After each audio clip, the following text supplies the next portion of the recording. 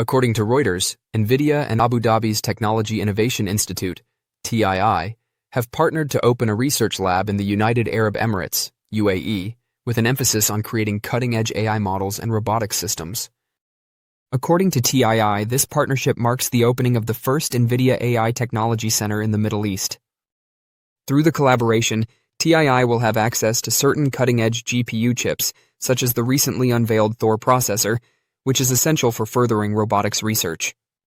According to TII CEO Najwa Araj, this chip is essential to creating complex robotic systems. TII, a member of the Abu Dhabi government's Advanced Technology Research Council, seeks to strengthen the UAE's standing as a pioneer in AI technology. The UAE has been making calculated investments in AI, taking advantage of its close ties with the US to obtain cutting-edge equipment. The UAE negotiated a multi-billion-dollar deal to construct one of the biggest data center hubs in the world in Abu Dhabi, using cutting-edge Nvidia chips, during a visit by former US President Donald Trump. In order to train language models, TII has continued to work with Nvidia, using its CPUs. The joint lab, which will house teams from both organizations, was discussed around a year ago. There are plans to hire more employees especially for this project. Nvidia declared the release of its Jetson Thor robotics chip module in August 2025. With its substantial processing capability and memory capacity, this module is designed to assist physical AI and robots while preserving energy efficiency. It allows for real-time performance at the edge with less need on cloud resources by supporting a variety of generative AI frameworks and reasoning models. NVIDIA's software stack is optimized with the Jetson Thor module to provide low latency and high performance in practical applications. It enables developers to experiment and do inference locally by supporting well-known generative AI frameworks and robotics domain-specific models. Future software upgrades for Jetson Thor should improve throughput and response times with continued assistance from the NVIDIA CUDA ecosystem. In line with its larger plan to incorporate cutting-edge technology into its economic structure, this program marks a major step in the UAE's efforts to become a worldwide player in artificial intelligence.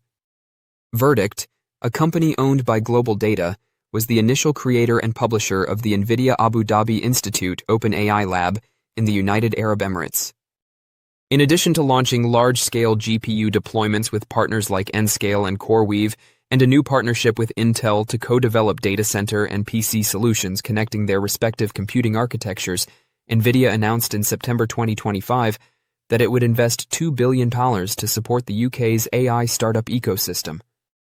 An increased drive to place NVIDIA's hardware and platforms at the forefront of global artificial intelligence and computing development is shown by this wave of investments in AI infrastructure and partnerships for next-generation quantum computing.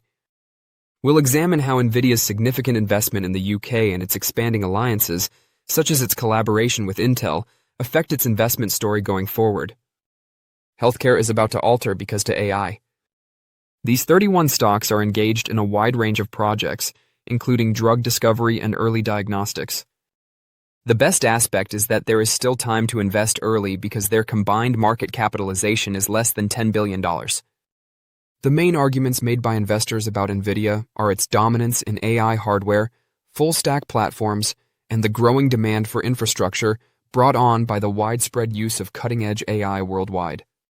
Although the recently disclosed $2 billion UK investment strengthens NVIDIA's ecosystem reach and could support its short-term momentum, it doesn't seem to significantly lessen the company's most pressing danger of competition from major corporations and hyperscalers for bespoke silicon. A key current growth driver, the establishment of joint ventures like the Nscale-led UK AI supercomputer project with Microsoft and OpenAI, which is based on NVIDIA's newest GPUs, demonstrates the strong demand for the company's data center solutions. Such installations highlight NVIDIA's capacity to increase recurring software sales and client lock-in in this setting, despite customers' consideration of in-house silicon alternatives. Investors shouldn't ignore the growing trend of hyperscale and business customers creating their own custom chips, though, since this might have a substantial impact despite the attention-grabbing investments. By 2028, NVIDIA's story predicts $187.9 billion in profitability and $337.2 billion in revenue. This calls for a $101.3 billion increase in profitability from the current $86.6 billion and a 26.8% annual gain in revenue. As the two firms jointly build several generations of AI data center and PC chips, Nvidia will purchase $5 billion worth of Intel stock. According to recent financials, Nvidia is expanding quickly, whereas Intel is currently restructuring and aiming for break-even. This partnership may put pressure on competitors and change the competitive landscape for PCs and data centers. Nvidia, a leader in artificial intelligence, AI, said Thursday that it will invest $5 billion in Intel as part of a broad partnership to develop new PC and data center technologies. The two businesses want to integrate Intel's x86 CPUs over several generations with Nvidia's accelerated computing stack and NVLink connectivity. There are important ramifications, particularly for Intel, since the agreement is a much-needed support at a pivotal point in its turnaround. The collaboration gives Nvidia opportunities to broaden its platform beyond GPUs and deepen its integration with the industry-leading CPU architecture. Investors should be aware of the following 4 aspects of this strategic alliance. 1. Putting money and strategy into it. Subject to regulatory clearances, Nvidia plans to buy $5 billion worth of Intel stock at $23.28 per share. In addition to the equity investment, Intel will create x86 system-on-chips for PCs that incorporate NVIDIA RTX GPU chiplets through NVLink and design unique x86 CPUs for NVIDIA's AI platforms. NVIDIA's founder and CEO, Jensen Huang, characterized the partnership as a combination of 2 top-tier platforms. It is a confirmation of Intel's technology roadmap and its capacity to be a manufacturing partner, according to Intel CEO Lip-Bu Tan. The strategic message is clear. Intel needs to remain relevant in the era of artificial intelligence, while NVIDIA wants closer access to the extensive x86 ecosystem. 2. Implications for data centers. The data center presents the most immediate opportunity. The speed at which CPUs can send data to GPUs determines the burden for training and inference.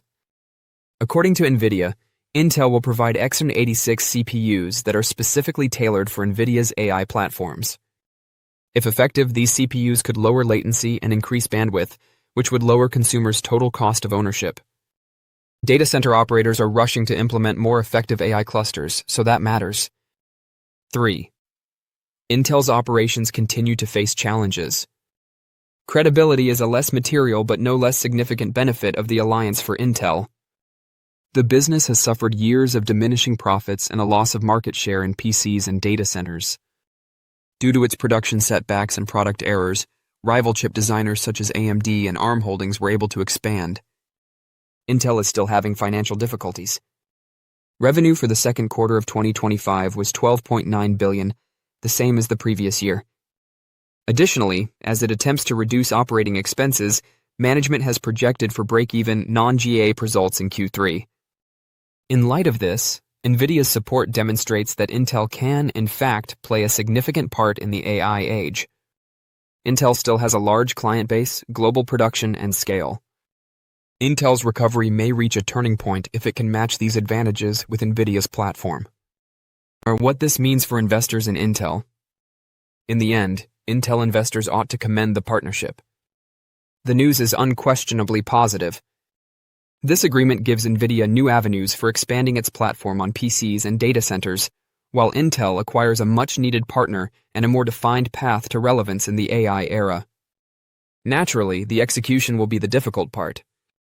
The chipmaker must demonstrate that design victories may result in successful volume sales. Luckily, there aren't many expectations.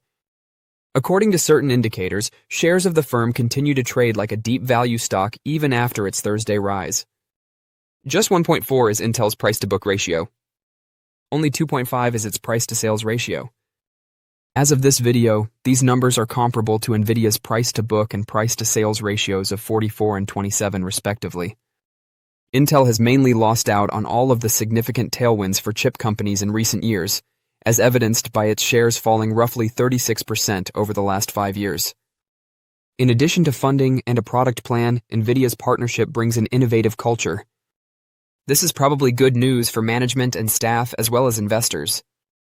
Over the last few years, the stock's return has outperformed that of the Nasdaq Composite and S&P 500.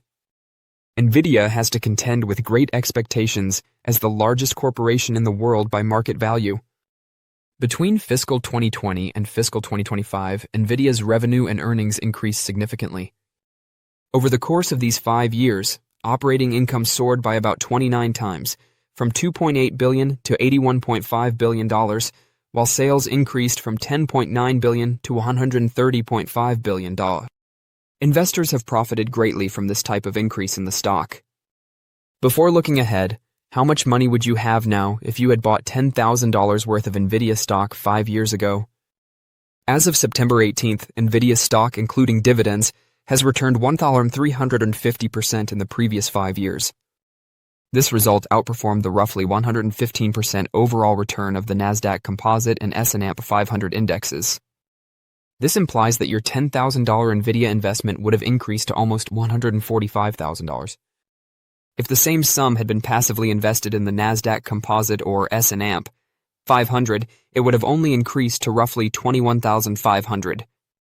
Even if that surge is undoubtedly one of the best stock market performances ever, given that Nvidia is already worth $4.3 trillion, it is reasonable to question what the future holds. According to its most recent findings, Nvidia has a lot of room to develop. Revenue for the second quarter of fiscal 2026 was $46.7 billion, a 56% year-over-year increase. This contributed to a 61% increase in earnings per share to 1.08. The price-to-earnings (PE) ratio of the stock indicates that investors anticipate this kind of growth to continue given the company's history.